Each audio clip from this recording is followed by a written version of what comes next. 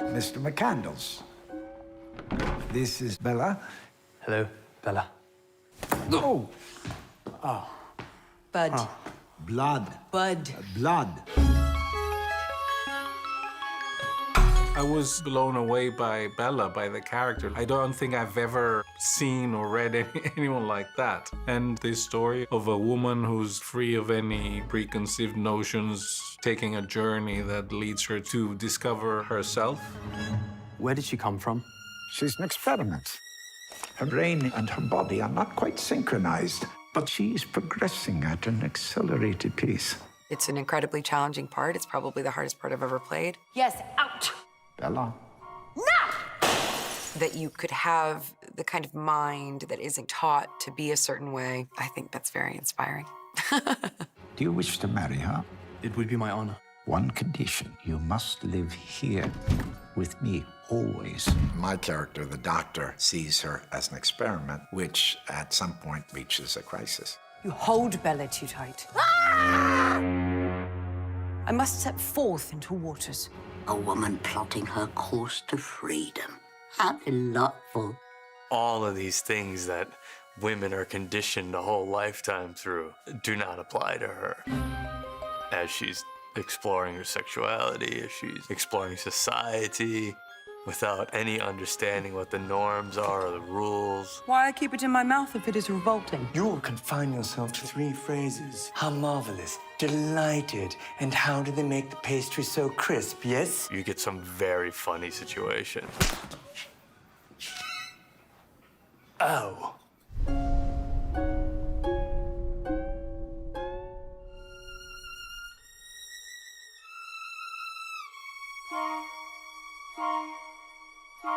I read the novel around 2010, I think, and I immediately got very excited.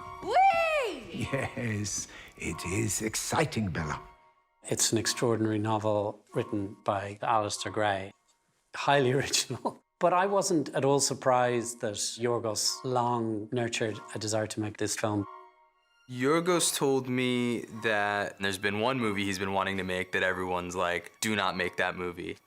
And then he said to me, so we're gonna make that movie. I was actually surprised that it wasn't already done. We contacted Alistair Gray. We went to his house. I didn't have to say much to him. He said, I watched your film Dogtooth, and I'd be happy to give you my novel, and you can make it into a film. The year that we made The Favorite, which was 2017, Yorgos and I started talking about Poor Things. The idea of having a brain that is brand new. What would that be? What would a woman be? What would a man be? What would anyone be? Yorgos just sent it to me and said it's kind of a wild book, but it's amazing and I really want to make it into a movie. And how would we do that? How would you adapt it? Tell me what all this means or I'll go to the police. I shall, for it is a happy tale.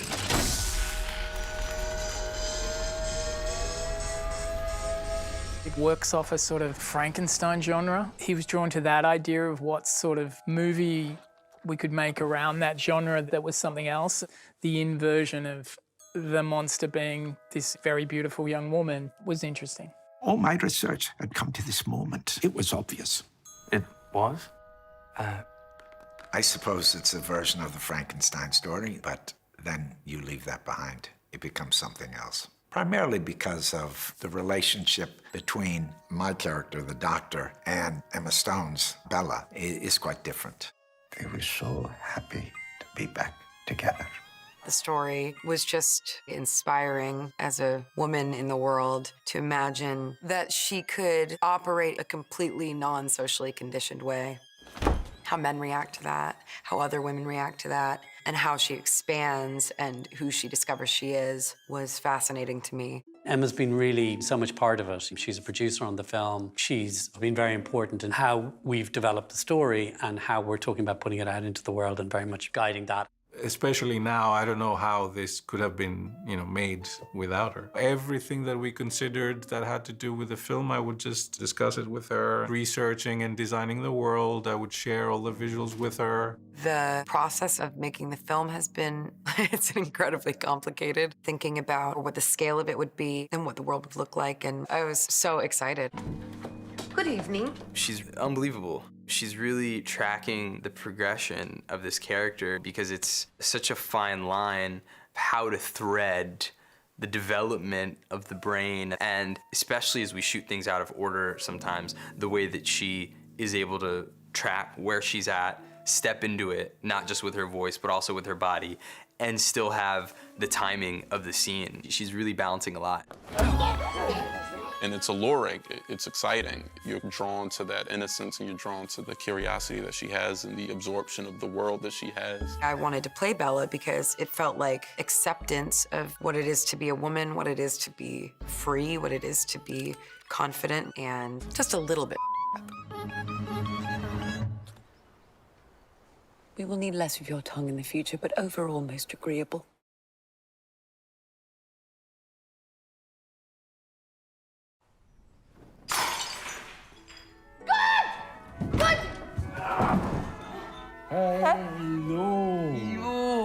Willem has this playful quality that's just constantly there. The wheels are always turning. I can't let you go. If you do not, Bella's insides shall turn rotten with hate. Hate? Hate.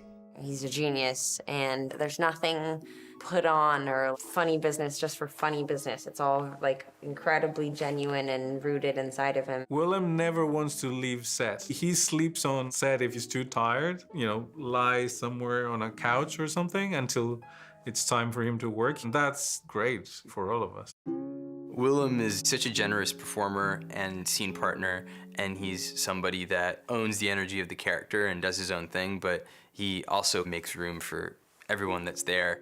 We would play around and do exercises and physical stuff to create this ensemble. And Mark was so funny, I was always in the danger of pissing my pants. Okay. Are you 5 years old that you can't hold your water? Weak bladder, sir, like my father before me and his before him. I never really do rehearsals in terms of how the film is gonna be. But Mark came in and he had this idea. We started having so much fun with him and the character, and I was laughing so hard throughout the rehearsals. We couldn't see him any other way. You really get to know people and you really get to love them. We had a trust which was very free and very safe, which is a dream. That's what you want actors to feel. I had to meet this woman who would inspire such a contract of marriage that imprisons her. He sells himself as an anarchist, kind of. But of course, Duncan's this raging narcissist. You're a prisoner. I aim to free you. I think it's just brilliant casting on Yorgos' part because I don't think you would expect to see someone as soulful and sensitive as Mark play this type of person, and he does it so brilliantly.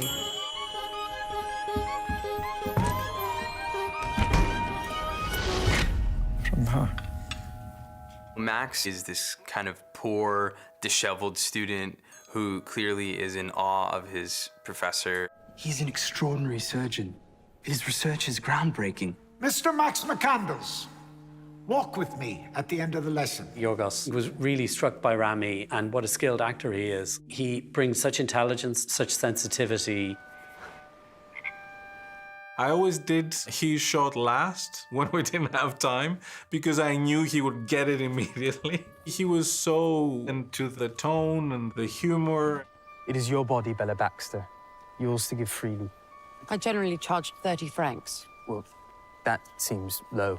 And manages to create this character who is a little bit of an outsider, who finds a community of other outsiders. Has she ever been outside? I just want to work with people that I like their work. And if I think that they also bring something extra to the character, then I just want to have them around because, you know, they're brilliant people and I just want them to be part of what we're making. I am a man of science. I just need to engage in and continue the project. Yorgos is searching for the humanity in extremis, if that makes sense. Maybe people wouldn't describe his films as comedies. I must go punch that baby. They're all incredibly funny. And I think he's one of the few filmmakers who can pivot from the most outrageous violence to high comedy. Bella, where were you? You disappeared. I did not. Nobody can just disappear. What? Can they? Disappear? No, of course not. One thing about his work that's interesting is how easily he moves through style. I mean, when you look at like Killing of a Sacred Deer, The Favorite, and Lobster, you wouldn't necessarily know those are all made by the same filmmaker. He and I are opposite in almost every way.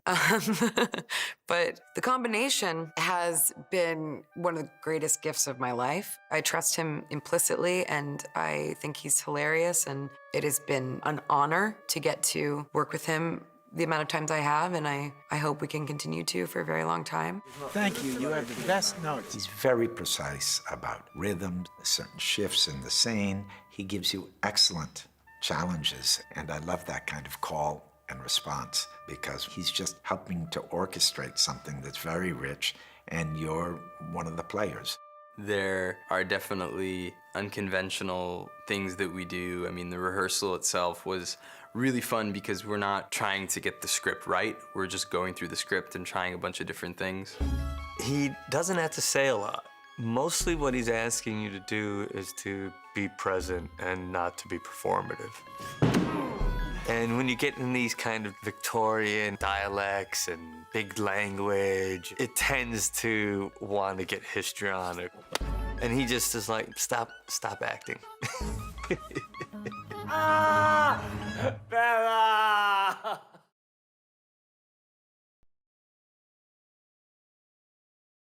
I am Bella Baxter.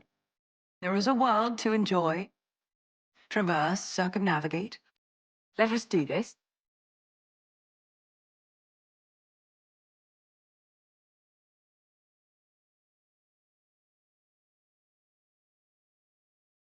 I always thought that we should build a world according to Bella and to her understanding and perception of it. We're in Budapest, in Hungary, shooting on many sound stages. Our world has been built. It's been unbelievable.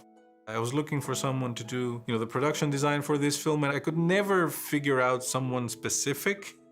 I thought that maybe if I put two people that have, very different minds together, and if it worked out and if they got along, it would become something very interesting. We all share as collaborators an admiration for Yorgos's work and absolute love of the script. I have adventured it and found nothing but sugar and violence.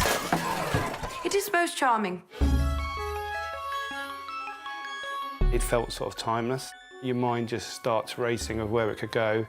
London, Lisbon, Paris. We've built a composite set, epic in scale. Yorgos wanted a 1930s film, but with today's technology. They worked very closely in tandem, and I remember seeing the early lookbooks of what they were working on because they have two very different sensibilities that seem to have met up so beautifully. It really defines the story we're telling. It's got a refined aesthetic, but it's also got a sense of humor. Sometimes I just wander around. I got scared for a second. I thought we were trapped in here. This house is fantastic in every sense of the word. It is a thing unto itself. It shapes how you act. It shapes how you feel. This is the dining room. This is where we have dinner. This is a piano that Bella plays around with. This is an interesting floor. This idea of sort of cutting and splicing and opening up, which is his job, I imagined he would do that within his home. So he just cut into walls and open things up, knock things through. That was what I imagined Baxter would do with his own home because he wants Bella to be happy here and to not need anything more than here. This is Bella's room. Dressing and the detail is quite extraordinary.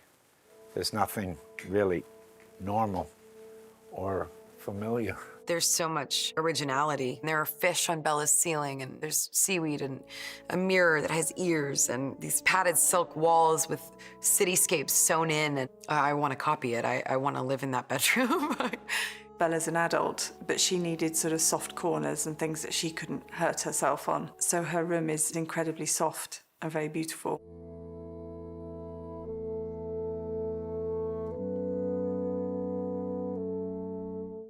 I mean, you could see they have created a world. It's Victorian, it's a dream, It's gorgeous, and it really does serve kind of the vision of Yorgos Lanthimos, who, above everything else, wants creative license.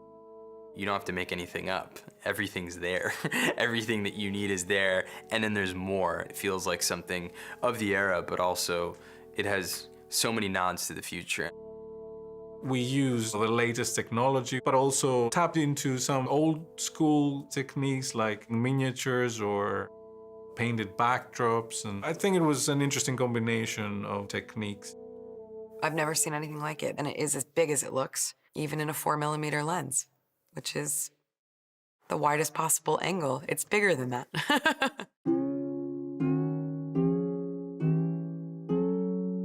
Yorgos loves black and white. Sure, why wouldn't you? It's a beautiful, beautiful celluloid. I remember when we were in prep that he's thinking the first bit of the film should be in black and white, and then when she goes on her journey that this kaleidoscope of color comes out.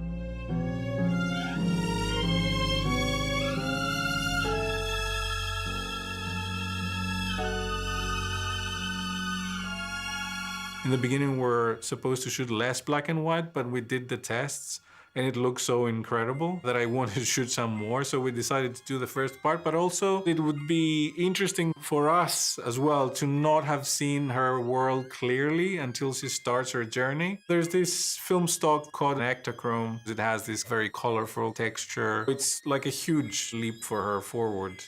Ektachrome was something Yorgos is keen on trying. It's a reversal film, so it's a very, very colourful and contrasty stock. It pushes reality a bit, and that's what Poor Things is about.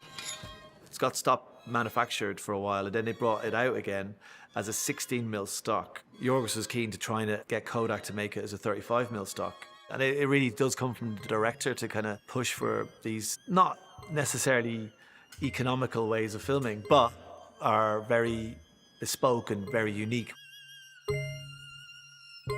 Holly, our costume designer, came in with so many boards and so many ideas that were just brilliant. I flew to Athens before our rehearsal process to do a long, early fitting with Holly and Yorgos. I was quite fascinated by this discordancy between these period costumes and how would you wear them if you were actually a child, a baby, or a toddler in these very elegant grown woman's clothes. I found that really fascinating. We had a very good starting point with Bella because she's so unique. It gives you the freedom to, think outside the box. Basically, we're free to experience the film, through our contemporary status. We very quickly decided that she should always have bare feet. Like a lot of young children, she may have been dressed in the morning by Mrs. Prim, but has lost most of it by lunchtime. So they're always worn with a pair of knickers, or with a pair of bloomers, or with a little play suit, or a weird bustle. She really had these ideas for textures and intestinal or body parts. Like everything symbolizes something in our bodies. How marvelous. Yorgos is really drawn to strange material qualities. He likes things that have a hard-to-place texture. Everybody's costume was gorgeous. I could walk down Fifth Avenue with this today, then actually look cool. Men were very peacockish in the Victorian age. I mean, sumptuous, like wild. They were into their clothes and their look, and we took that to the extreme. I mean, I probably had like 15 fittings. Everything was tailor-made. Stop talking, as your sounds make Bella angry. I will not stop talking if I have something to say out.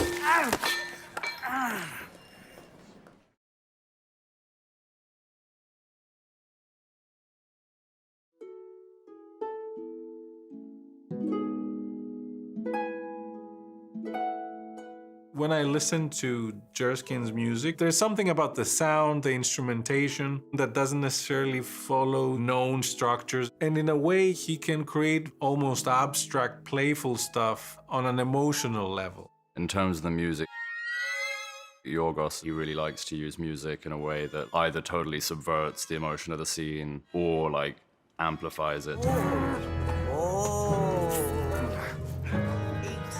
I started thinking about instrumentation and textures quite early. I was very affected by seeing the designs I was sent, the set designs, costumes and the props and everything. They were so vivid, very beautiful and tactile, but also kind of garish and poisonous and toxic. wanted to have a lot of instruments that involved air and mechanics, match this kind of bizarre Victorian cyborg thing going on. Things which are very beautiful, but also very uneasy. I think there were things like glockenspiels and harps, which are traditionally very kind of pretty. We ended up bending and manipulating and have something that almost felt familiar. I was so struck by how childish all of the characters were and how not just Bella, who literally is a child, but like everyone else, Godwin, Max, Duncan, that they're all in their own ways very immature and very naive. When you're younger, when you see kids not being able to control their emotions at all, they're like unrealistically happy or completely, burst into tears at nothing. And I wanted that kind of real volatility and childishness in the music.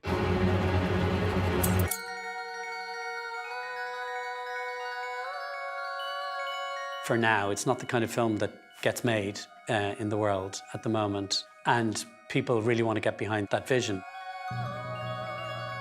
Basically, all these things as a student or film cinephile, you go, oh, I'd love to shoot on that. You're like, and Yorgos was able to achieve that. You can just immerse yourself into that world, and they can just be. They don't have to think or imagine that it's there. I was thinking about that on set, like, I want to see this. Like day one, in a dream world at the ArcLight on a Friday. It's just a fun thing after 6 years to suddenly see it all come to life. It's better than you could have imagined, As we perform it, I'm even more surprised. Even though I know it's gonna happen, I'm still surprised. It's kind of everything I needed at that moment. You'll rarely find a director who's always with you by the camera, and he's there. I feel like his bizarreness is coming from his heart. He's breaking all the rules, too. They're just all a bunch of weirdos in the greatest way. That creates a relationship. It's not just a set. It's a place that I will always remember. I loved the script from the beginning. What I really love about the stories that Yorgos tells, they tend to be challenging and morally ambiguous and leave you with more questions sometimes than answers. It just felt like the perfect combination of all of that. It took a while, but I think both I progressed and made things, and the world also progressed a little bit and was ready maybe to accept this story.